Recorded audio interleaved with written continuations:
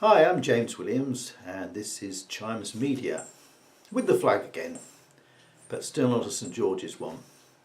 Okay, let's put it the right way around, shall we? That. There we go. The Union Jack on the front. How about that? Pull the other one, as they say. It's got bells on it. Okay, so last weekend I went and took part in a nature walk. It's kind of nice in Portsmouth, a part of Portsmouth called Hilsea, and Hilsea Lines, in fact, and it was part of the old defences of Portsmouth, and quite historic and a beautiful, beautiful nature walk. I'll show you some of the pictures as I'm talking. But what my wife said it's a sign of age, I suppose. I don't know. I don't think it's to do with age. But what I do notice is the beauty of things like bird song and the different coloured flowers and the trees and the environment and all the little insects that go up to make the nature around us. One interesting thing that has come to me, because I'm obviously kind of interested in the gender argument, and where basic feminism seems to think that everything is a social construct. That's the socialist paradigm, if you like. But when you listen to the birds singing, blackbirds, for example, have got a beautiful song, and you've got chaffinches and robins and every other type of bird you can think of. But the birds that are doing the singing are actually the males. You know, the female blackbird, which is actually brown and not black, doesn't sing at all. She doesn't make noises. She makes alarm calls and things like that, but she's not doing the singing. And you think of the traditional cock crowing in the morning. It's always the males. So how is that possibly a social construct? So many varieties of different creatures, and it's very, if you like, gender orientated what they do, their behaviour patterns. So why should we as humans be excluded from that kind of behaviour? Why are we just socially constructed to behave in the way we do and not biologically? It doesn't make any sense. It doesn't make any sense to me. Now the thing is about this displaying the Union Jack. What I'm doing actually, in a sense, is I'm declaring my affiliation to a tribe known as Britishness, and it's associated through the flag that I've been showing. And that's very much been under attack. What is Britishness, apart from just holding a flag? Well, I encountered a guy in a speaker's corner a few weeks ago who's a black man. And he asked me, what nationality are you? And I said, well, I'm English. He said, what does it mean to be English, you know? And I hesitated, you know, what is being English? And he actually sort of came out and says, well, if you're from one of these tribes, you're sort of Celtic, Anglo-Saxon, Scottish or whatever, not so much Scottish, but one of the tribes that invaded England, I suppose, many, many years ago, hundreds of years ago, that made you English. And he said, although he had a clearly very good English accent, if you like, he was not actually English, and he identified that. But the thing is, the way he was explaining it, it wasn't anything to be ashamed of. It was nothing to be ashamed of being a member of a particular group known as English, or if you're a Scottish person, Scots. Why should you? But this is what we've been, you know, nurtured almost like. We have actually sort of been socially conditioned into somehow being ashamed of our heritage, of what we are. And I have my son saying to me, you know, he has some reluctance to have a St George's cross on him. Why? Because it has negative connotations. But why should it? Why should it? Why should you be afraid to show symbols which are associated with your heritage, your country's history? You know, it's wrong, isn't it? I was looking at some disturbing footage. There's a woman called Amy, basically. She's a campaigner. She's probably, I don't know how old she is, probably about 60, I don't know. And I'll show you the clips of the footage here, and I'll put links in the video below so you can go directly to it. But it's a police raid who came to arrest her one day without warning and that. And then I'll show you, I won't show the whole film, just the clips on this one, because you can watch the whole thing for yourself and make your own decisions on things. But she was apparently charged, or they charged her with assault. And to cut a long story short, she was confronted by a man rather aggressively under her own account in a car park. She is a campaigner, she's a patriot as such, and the guy came right up to her face, which was aggressive. It's threatening to do that, to go inside someone's safe personal zone, if you like. And she pushed him away, and in the ensuing conflict she said, "Have a gay day." Well, that's sort of homophobic in the context that she pushed him. The fact that he was actually being aggressive towards her and that her behaviour was a defensive gesture, that's not the point.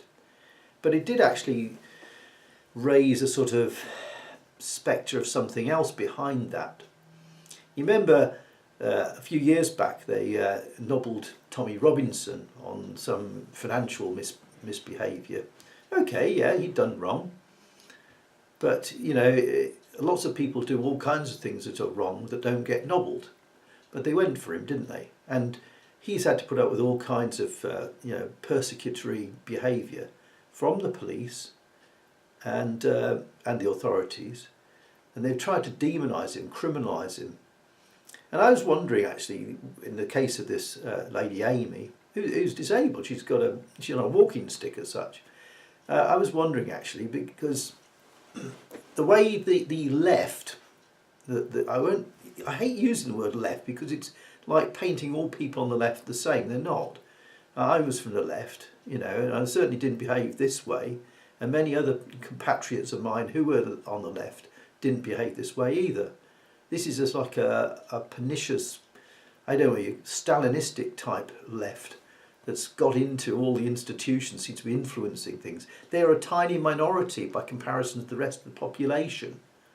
But one of the things of the left, as I learnt, was that in order to change society, you need to get into the mechanisms of it. You need to get into the controlling levers of society to change it.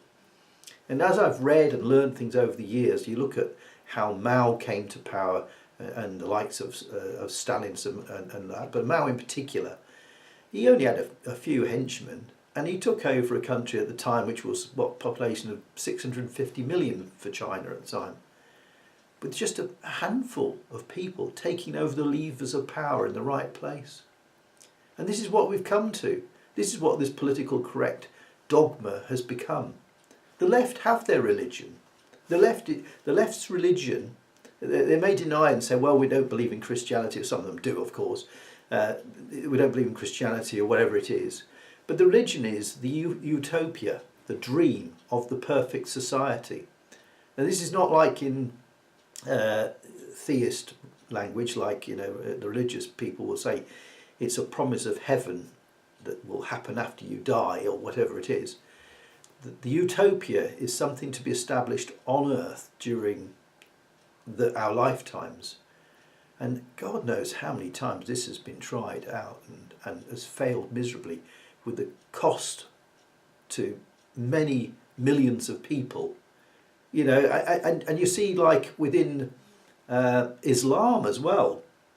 Islam is about rolling out a global caliphate, which is the utopia, their version of utopia, as opposed to the left's one. The two won't work together in the end. They'll work as sort of common allies.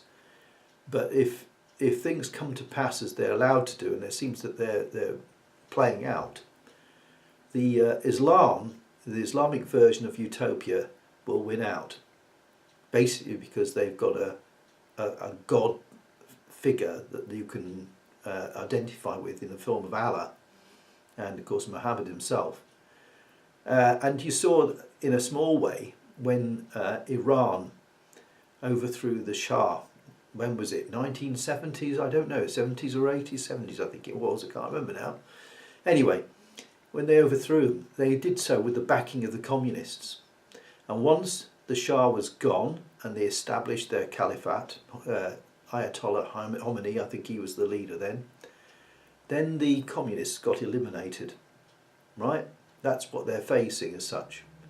But going back to this thing, about what happened to this Amy, it's very, very disturbing the way the police behaved, the way that she was dealt with, and the bogus crimes that she's been charged with. And she's not the only one. This is happening to lots and lots of people. They've got their own police dedicated in London to attacking, I say attacking because it is actually an attack, attacking innocent people who have actually done nothing wrong other than express their own personal opinion.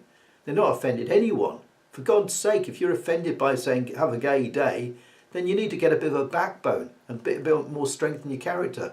Maybe you're the one who should be volunteering to fight in Afghanistan to learn how to be courageous or something. I don't know. I don't know what's wrong with you. But it's wrong, isn't it? But what are they doing? What are they doing? They're picking on what I would call peaceful, ordinary, normal people and making them look like they're radical, nasty, far-right Nazis. Nazis, by the way, came from the left. I don't care what you say. There's evidence of that, and that's another talk for another time, and others have covered that. But they're trying to make them, the far right, look nasty, horrible, criminal, terroristic, and they haven't got anything much. They've got very little evidence to show that this person here who's in favour of freedom of speech hasn't got a criminal record and that person hasn't. So anything they can find that they can pin on you, they will do. And this is the dirty tactics they're playing. And they're playing a very dangerous tactics. I looked at the comments following this Amy's arrest, when it happened, Wednesday or Thursday, right? At the time there were over 500. And nearly every single one of them, was talking about resistance, revolutionary stuff, this sort of thing. And you think, well, they must know. I mean, I'm not saying the individual police officers know. This is further up the line. Maybe your common purpose police chiefs or some dodgy politician, I don't know. But further up the line, they know that it's antagonistic. They know that what they're doing is oppressive. They know this. Either that or they're completely stupid. And you have to say, look, what is the goal of the left, the far left? The ones that now seem to be controlling the levers of power, even very much so in the Conservative Party. They want a revolution. They want a revolution to bring about their version of utopia. And as has been said by better people than me, the road to utopia is across a sea of blood. Until next time, take care of yourself.